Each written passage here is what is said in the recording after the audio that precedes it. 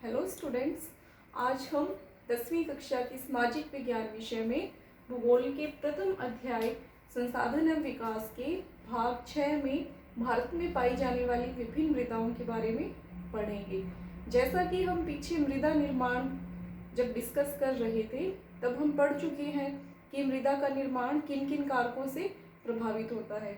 एक बार हम फिर से उनको रिपीट कर लेते हैं। मृदा का निर्माण जलवायु, उच्चावच,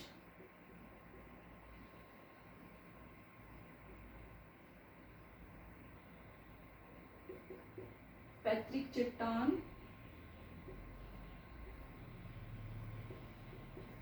समय अवधि, इन कारकों पर निर्भर करता है। तो भारत में ये विभिन्न प्रकार की दशाएं पाई जाती है। पूरे देश में अगर हम देखें अलग अलग प्रकार की जलवायु, उच्चावच, चट्टानें पाई जाती हैं। तो इसके आधार पर भारत में विभिन्न प्रकार की मृदाएं पाई जाती है, जैसे कि जलोढ़ मृदा, काली मृदा, लेटराइट मृदा, भूस्त्रीय मृदा, पर्वतीय मृदा। तो हम इन सभी मृदाओं के बारे में डिस्कस करेंगे। तो अब हम पढ़ेंगे जलोढ़ मृदा या फिर एलुवियल सॉइल के बारे में। अंग्रेजी में इसे कहा जाता है एलुवियल सॉइल।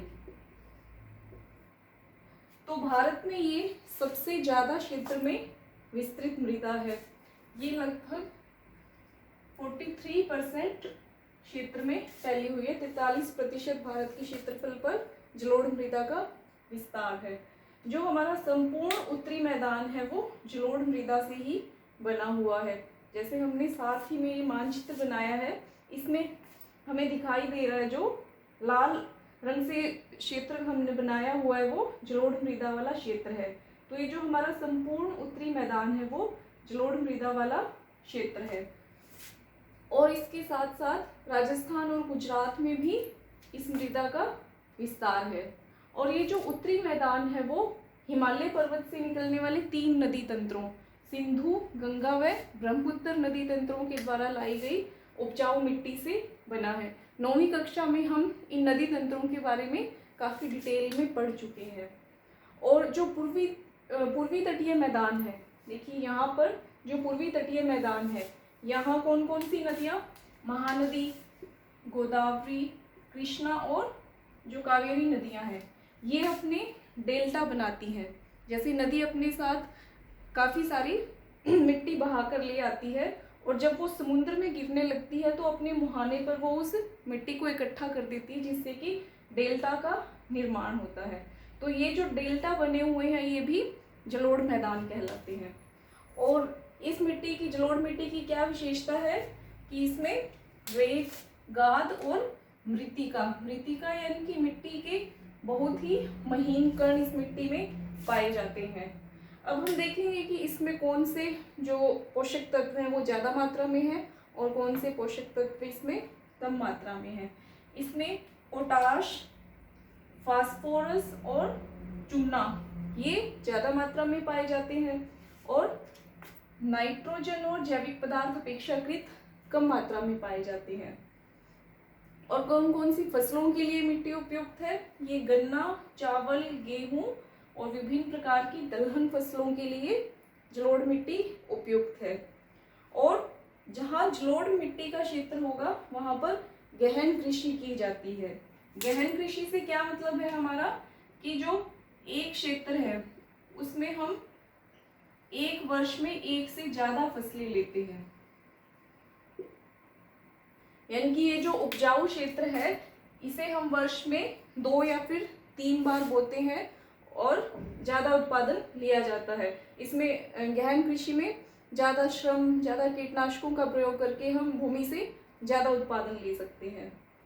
और फिर जनसंख्या घनत्व भी इस क्षेत्र में अधिक है, जलोढ़ मिट्टी वाले क्षेत्र में, क्योंकि यहाँ पर गहन कृषि की जाती है।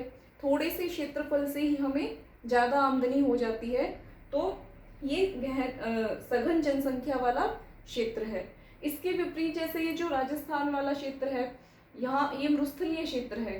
यहाँ फसलों का उत्पादन कम होता है तो ये विरल जनसंख्या वाला क्षेत्र है, क्योंकि यहाँ हम ज़्यादा क्षेत्र में कम उत्पादन कर पाएंगे तो कम जनसंख्या का निर्वाह हो पाएगा। और जो जलोढ़ मैदान है वहाँ पर कम क्षेत्र में ही ज़्यादा जनसंख्या का निर्वाह हो सकता है, इसलिए यहाँ पर जनसंख्या घनत्व अधिक है। फिर जो जलोढ़ मिट्टी है आगे इसे भी हम दो भागों में बांट सकते हैं, किस आधार पर, आयु के आधार पर कि वो नई है या पुरानी है। इसके आधार पर हम जलोढ़ मिट्टी को दो भागों खादर और बांगर में बांट सकते हैं। खादर मृदा कौन सी होती है, नवीन मृदा होती है, जो कि अपेक्षाकृत कम पुरानी है और इसके जो कण है वो ज़्यादा महीन, ज़्यादा बारीक होते हैं। खादर मृदा कहाँ पाई जाएगी, बाढ़ के मैदानों में, यानी कि जब बाढ़ आएगी नदियों में तो वो जिस क्षेत्र में बाढ़ आई है वहाँ पर इस नवीन मृदा को बिछा देती है और वो क्षेत्र उपजाऊ बन जाता है। तो जो खादर मृदा वाला क्षेत्र है वो अपेक्षाकृत ज़्यादा उपजाऊ होगा और जो बांगर मृदा है वो पुरानी मृदा होगी।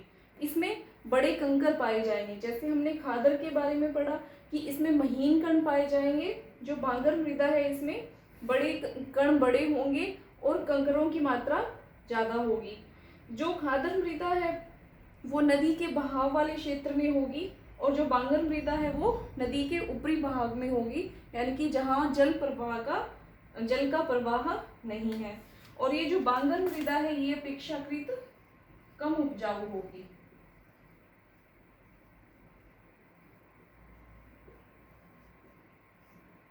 और इस मिट्टी की एक और विशेषता है जलोढ़ मृदा की, ये जो पर्वतों की तलहटी, जैसे कि हम जानते हैं कि पर्वत इस आकृति में होते हैं और ये पर्वतों की इस तरीके से ढलान होती है।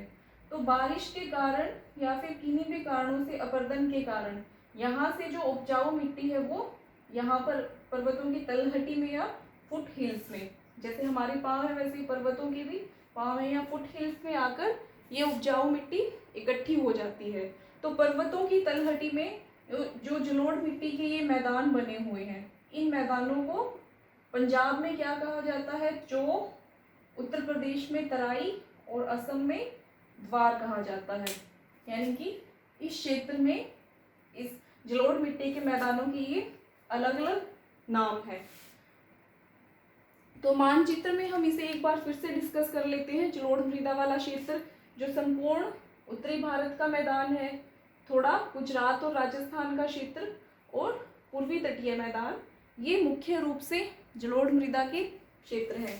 आशा है कि आप जलोढ़ मृदा का टॉपिक अच्छे से समझ चुके होंगे। अगली वीडियोस में हम दूसरी सभी मृदाओं के बारे में डिस्कस करेंगे। धन्यवाद।